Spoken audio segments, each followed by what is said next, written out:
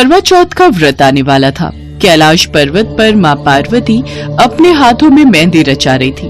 भगवान शिव उनसे बोले, क्या बात है देवी, आज आप अपने हाथों पर मेहंदी रचा रही हो? कोई खास आयोजन है क्या?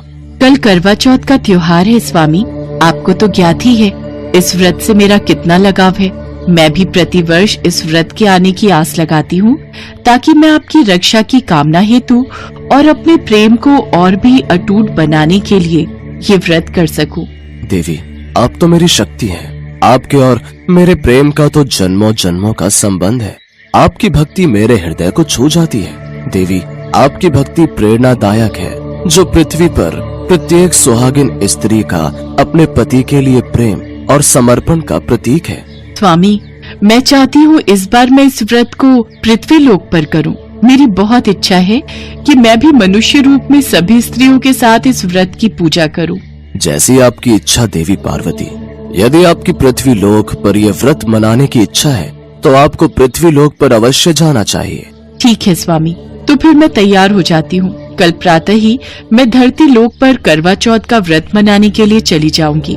अगले दिन सुबह ही माँ पार्वती एक बहुत सुंदर स्त्री का रूप धारण कर लेती हैं और धरती लोक पर एक गांव में पहुंचती हैं। वहां पर करवा चौथ की बहुत चहल पहल थी। हर स्त्री ने 16 श्रृंगार किए हुए थे। सुंदर साड़ी, हाथों में कांच की चूड़ियां, गले में मंगलसूत्र, पैरों में बिछुए पायल और तरह तरह के श्रृंगार। सभी औरतें आपस में बातें कर रही थीं। अरे बहन, चलो सब लोग मिलकर वहाँ घेरा बना लेते हैं, पूजा का समय हो रहा है। हाँ बहन, तुम भी पहुँचो, मैं अपनी बहू को लेकर आ रही हूँ। तभी एक औरत की नजर माँ पार्वती पर जाती है। अरे बहन, आओ ना, तुम भी हमारे साथ करवा चौथ की कथा सुनो, बस पूजा प्रारंभ ही होने वाली है। हाँ हाँ, मैं आपके साथ चलती हूँ। तुम तो बहुत सुंदर लग रही हो, पहली बार देखा है, इस गांव में किसी की बहू हो क्या? माँ पार्वती अभी कुछ कहती इससे पहले एक औरत ने आवाज लगा ली। अरे बहन, जल्दी आओ, पूजा का समय निकला जा रहा है, हम सब बैठ गए हैं। चलो चलो, बाद में बात करते हैं, अभी सब पूजा के लिए बुला रहे हैं। कितना आनंद आ रहा है इन सब के साथ करवा चौथ का व्रत मनाने में। अद्भुत, सब कितने अच्छे स्वभाव की हैं। इन सब के बीच मैं भी पूजा के लिए बैठ जाती हूँ। माँ पार्वती सबके साथ पूजा के लिए बैठ जाती हैं। सब मिलकर करवा चौथ की व्रत कथा और पूजन आरती करती हैं। सचमुच माँ पार्वती के आशीर्वाद से व्रत और पूजन बहुत अच्छे से हो गया। हे गौरी माता, हम सबके सुहाग की रक्षा करना। जय करवा माता की, जय गौरी मैया की।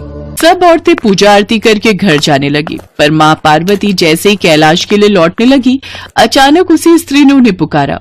अरे सुनो बहन, तुम्हारा जल का कलश यहीं रह गया। अरे मैं भूल गई, मैं अभी उठा लेती हूँ। हमारी बात बीच में अधूरी रह गई। तुम्हें इस गांव में पहली बार देख रही हूँ, तुम्हारा घर कहाँ है? मैं इस गांव में नई नई आई हूँ, कुछ दिन पहले ही यहाँ रहना शुरू किया है। मेरे पति जरूरी काम से शहर गए हुए हैं, कुछ दिन बाद लौटेंगे।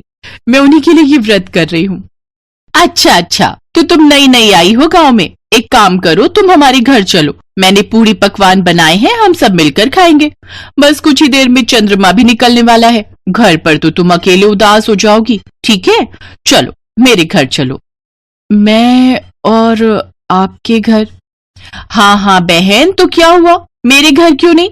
मेरे घर को अपना ही घर समझो। त्योहार पर अकेले के लिए तुम क्या ही भोजन बनाओगी? मैंने तो बहुत कुछ बनाया हुआ है, मिलकर खाएंगे, अच्छा लगेगा। तुम्हारे पति भी शहर में है, वैसे कब आएंगे? दिवाली से पहले आ जाएंगे।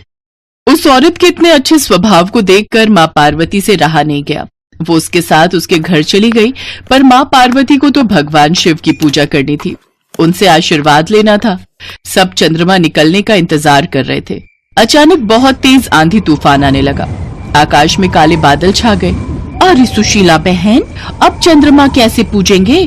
आकाश में तो कुछ भी नजर ही नहीं आ रहा। अंधेरी और तूफान से चंद्रमा बादलों में छुप गया है। बिना चंद्रमा के दर्शन के हम व्रत कैसे खोलेंगे? अब तो एक ही रास्ता है कि माँ पार्वती से प्रार्थना करें कि वो हमें चंद्रमा के दर्शन करवा दे। चलो हम सब मिलकर माँ पार्वती से प्रार्थना करते हैं। सब स्त्रियां माँ पार्वती से प्रार्थना करती हैं कि आसमान साफ हो जाए और उन्हें चंद्रमा के दर्शन हो जाए। सुहागन स्त्रियां भला क्या जाने कि माँ पार्वती स्वयं उनके बीच खड़ी हैं। सुहागन स्त्रियों की प्रार्थना माँ पार्वती स्वीकार कर लेती हैं। उस औरत को साधारण स्त्री के रूप में माँ पार्वती साक्षात दिखाई दे रही थी। अचानक ही माँ पार्वती अंतर्ध्यान हो जाती हैं। आंधी तूफान रुक जाता है, मानो कुछ हुआ ही ना हो। आसमान साफ हो जाता है और सब स्त्रियों को चंद्रमा के दर्शन होते हैं। तभी वो औरत बोली, माँ पार्वती, ये सब आपका चमत्कार है। मैं जिस स्त्री से बात कर रही थी वो तो साक्षात माँ पार्वती थी। इसका मतलब मेरे घर में माँ पार्वती के चरण पड़े थे। हे मैया, आपने तो मेरे भाग्य ही खोल दिए। आपकी जय हो माँ। आप हमारे साथ करवा चौथ मनाने के लिए धरती पर आई।